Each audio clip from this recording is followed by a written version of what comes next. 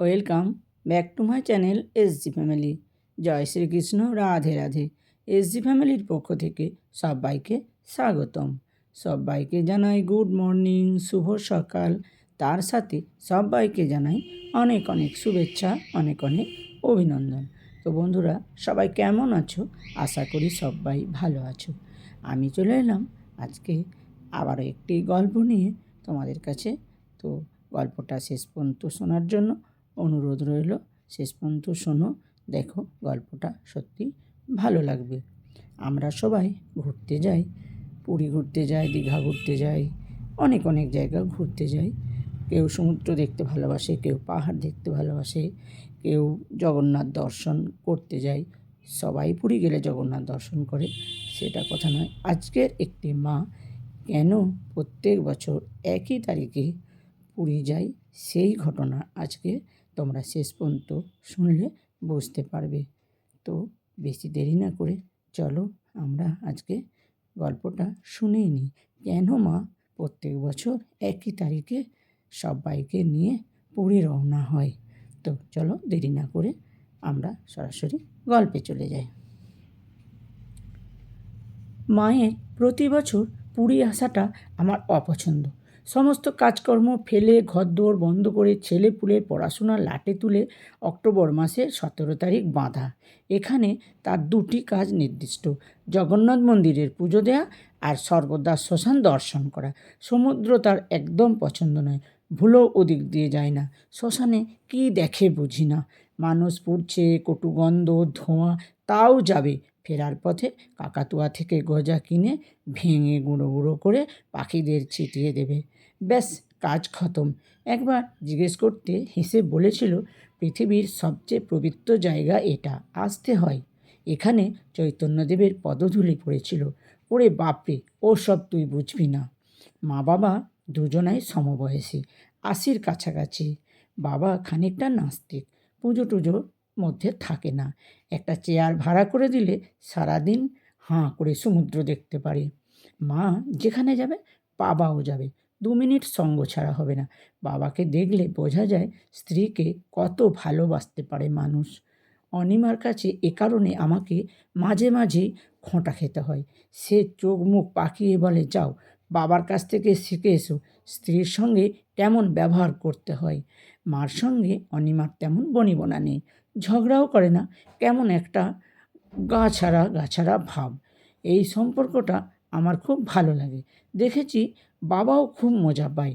আমার ছেলের এবার 11, বেশ মাতব্বরি নিয়ে, ঠাকুমাকে নিয়ে একাই বেরিয়েছে। প্রতিবার আসে বলে ও সব কিছু চেনা। আমাকে আর অনিমাকে হোটেলে একা পেয়ে বাবা ইয়ার্কি জুড়ে দিল। চোখে অচেনা উদাস ভাব এনে বলল, আমি যে তোদের বাবা নই, এটা কি জানিস? শুনে যেন হার্ট ফেল করিস না।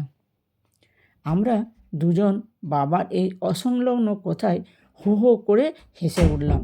বাবা এবার আমাদের ধমকে চুপ করিয়ে দিল।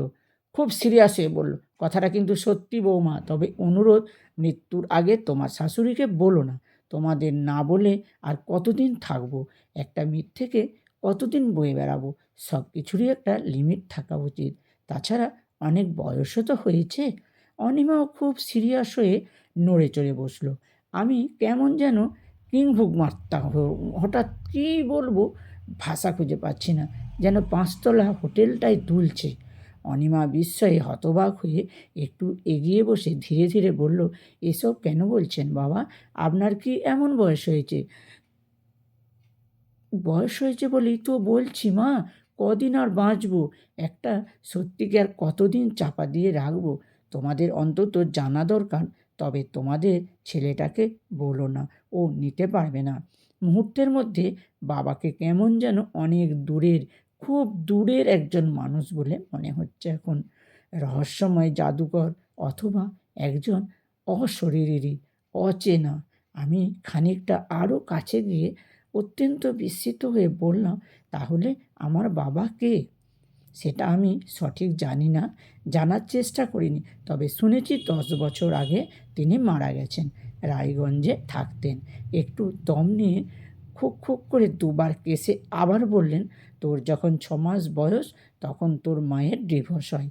এর 1 বছর পর তোর দাদু তোর মায়ের সাথে আমার বিয়ে দেয়। বিয়েটা যার সঙ্গে হয়েছিল তিনি আমি। সত্যিকার অর্থে তোরা যমজ 2 ভাই। আমার ঔরসের জন্মাসনি। আসল বাবা তোদের সেই ভদ্রলোক। 2 ভাই বলে কি কেমন সব তালগোল পাকিয়ে যাচ্ছে মাথার মধ্যে। আশ্চর্য! 2 ভাই? ধীরে ধীরে বললাম, বাবা কী সব আজে বাজে বকছো? 2 ভাই হলে আরেক ভাই কোথায়? সে কোথায় গেছে? আর যদি হেঁয়ালি করে থাকো তাহলে বন্ধ করো। জাস্ট আমি আর নিতে পারছি না। না রে পাগল, হেঁয়ালি নয়। আরেক ভাইয়ের কথা বলছিলি না? সে আছে স্বর্গদ্বার শ্মশানে। এখানে এসে একটা অ্যাক্সিডেন্টে তার মৃত্যু হয়েছিল। আর আমি যতদূর জানি সেটা হয়েছিল তোর মায়ের ডিভোর্সের 6 মাস পর। সেই সময় তোর মাকে আমি খুব হেল্প করেছিলাম। তখন তোদের সঙ্গে পরিচয়। একটু থেমে বাবা আবার বললেন, কিন্তু আমি তোদের এসব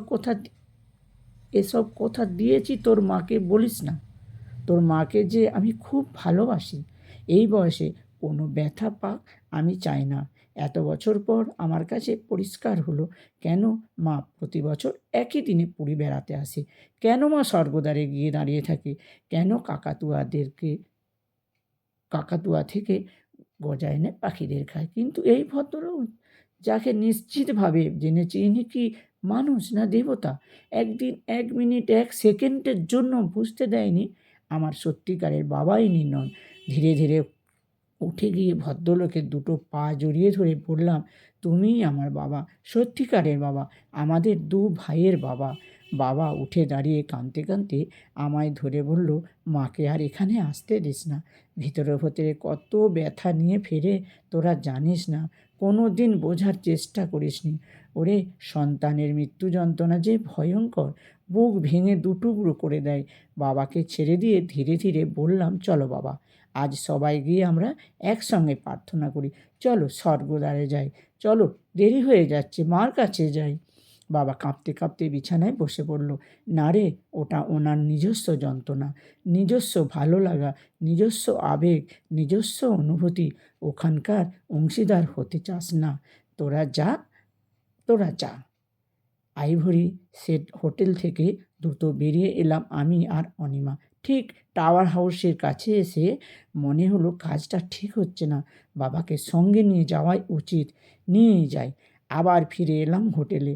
বাবার 204 নম্বর রুমের দরজাটা এখনও হাট করে খোলা। আশ্চর্য! যাবার সময় আমরা তো বন্ধ করে গেছি। বাবা দরজা বন্ধ না করে 1 সেকেন্ডও থাকে না।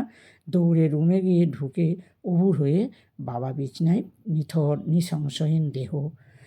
বাইরে বারান্দায় গ্রিলে বসে 2টো কালো কাক। তারা নীরবে কেমন চোখ চেয়ে বাবাকে দেখছে।